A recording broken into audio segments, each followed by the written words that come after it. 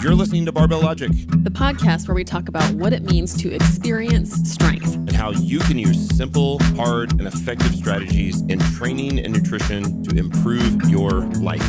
It starts with meeting you where you are right now and finding lasting solutions. Welcome to the show.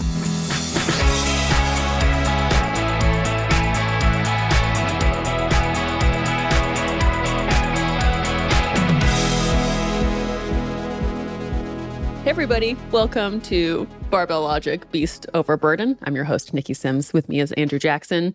We're coaches over at Barbell Logic. We also lead the team with client experience and with operations, making sure we know how to deliver good product and keep people as happy as we have control over, pretty much. How's it going, Andrew? Good. How are you? Good. You have some Secret Service headphones. Yep. Just got some monitoring headphones. I was warned that Bluetooth is frying my brain, so I decided to try something a little bit different. Dear. Gosh, well, I'll just sit here and fry my brain. Nice lead in to actually what I wanted to talk about, because I've been thinking about kind of how much I love having fun, and you and I have a lot of fun together. So just so you all know, Andrew and I get to hang out every other week. And I think what it turns into is we go on a lot of fun dates, all the time. And it's really, really a great time. And many different things. But when we travel together, when we go out and we are enjoying ourselves, sometimes that means we'll eat a bit more calories than maybe would be on plan, or we'll have some wine and then some more wine. That's me talking. But we kind of push the boundaries on maybe the diet and lifestyle that will really support our overall goal with training and aesthetics. And yet I still I always want to find, Peter Attia called it this in his book, Outlive, the Goldilocks state, where you're not restricting yourself so much that you don't enjoy life, and you're not blowing it out so much that you actually are being unhealthy and building health risks. And so I keep thinking about this kind of Goldilocks state and how to make sure I'm not overdoing it with training, overdoing it with calorie restriction, and then not overdoing it with calorie surplus and wine. Know what I'm talking about? What does your Goldilocks state look like, feel like? Do you know when you're in it and when you're not? Goldilocks state for me means it has to be, for me, I have to give myself a couple weeks to know that I'm in it. And that means that I don't feel bloated. You know how when you've had saltier food on a vacation. So I'm imagining at the end of a vacation, I'm flying home and I'm sitting in the airplane seat and all I feel is my stomach, and it feels so much bigger than it did on the beginning of the trip. So Goldilocks state is when I've gotten rid of that bloat. I feel like I'm more comfortable in the clothes that I wear all the time. I'm getting consistent sleep where I can measure that, and I'm getting a good amount of regular sleep, good amount of deep sleep. And when my training feels good, where it's not as you described it, feeling like a turd sandwich. I feel like I have enough of the right energy to put into training, and I'm not just knowing that I'm going to suffer my way through it because of being underslept and malnourished. So it has to do with how I'm feeling in my skin, how I'm sleeping, and then how much energy I have to put into training. And I say that it takes a couple of weeks because I think, what I've noticed is if I've spent a week or a weekend just kind of overindulging, I've been in a caloric surplus.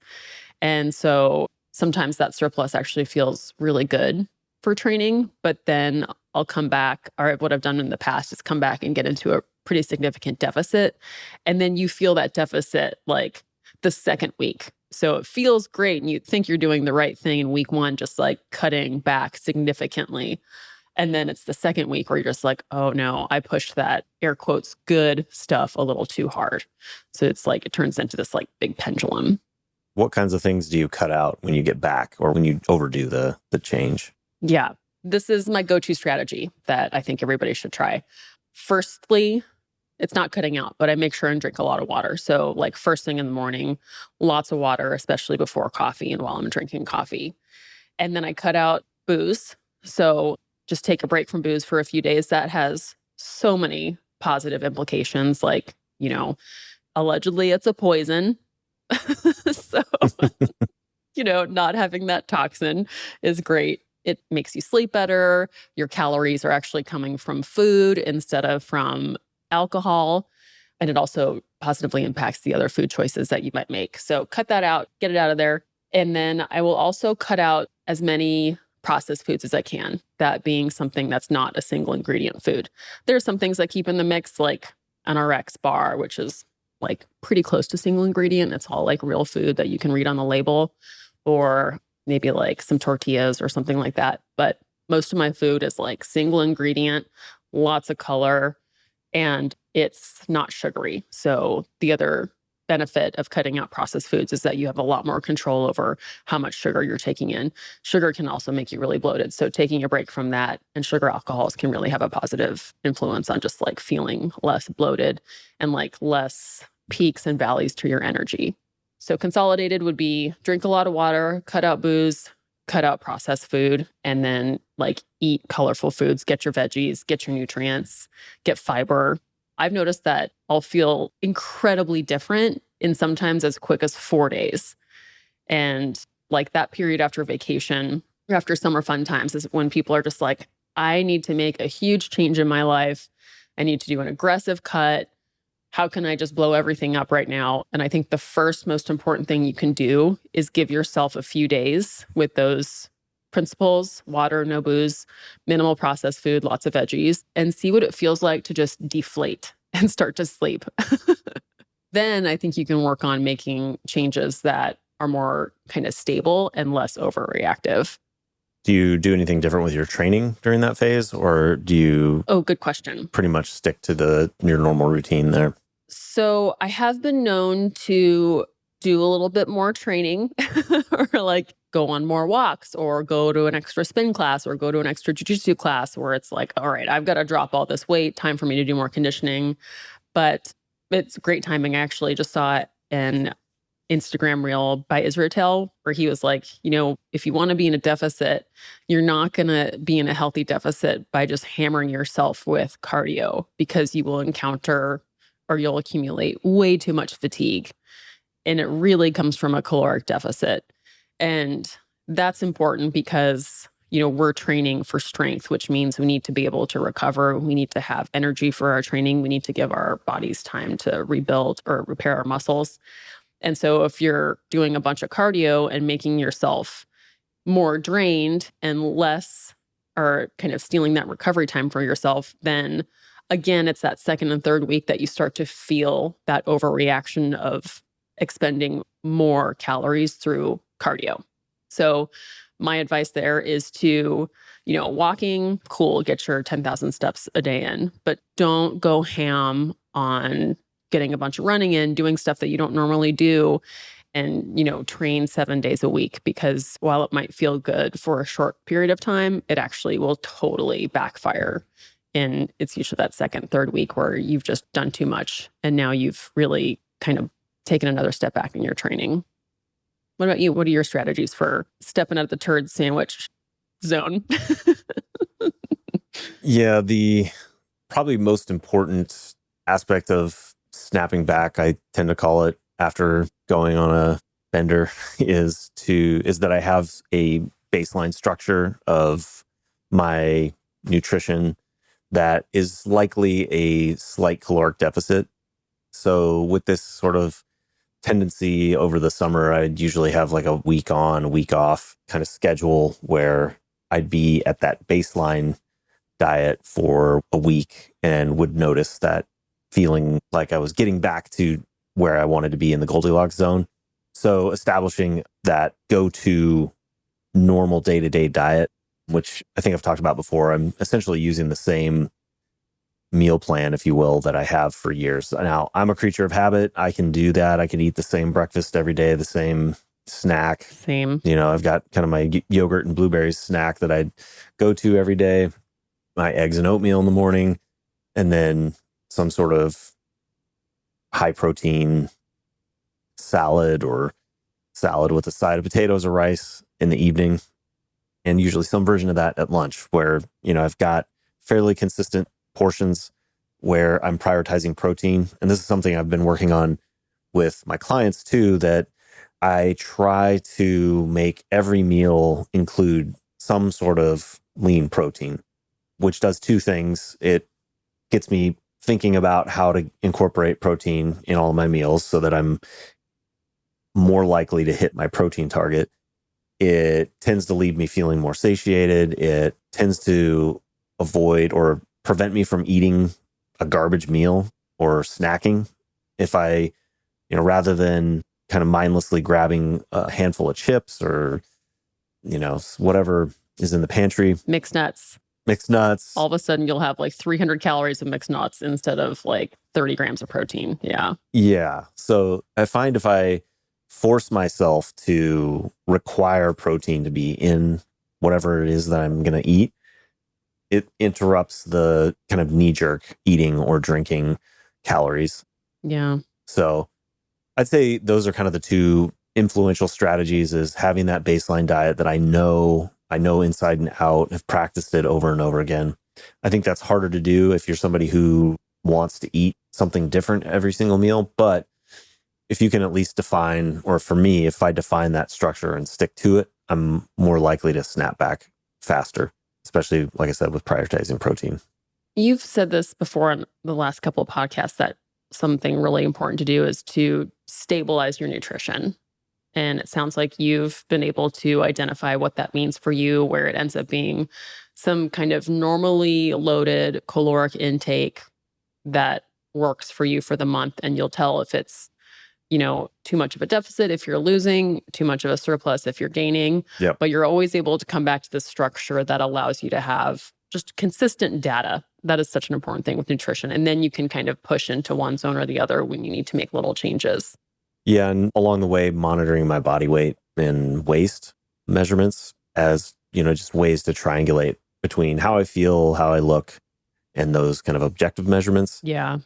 Because I'm using that consistent structure, I can fairly easily dial up or down the calories that I want to drive the weight to go a certain direction or not.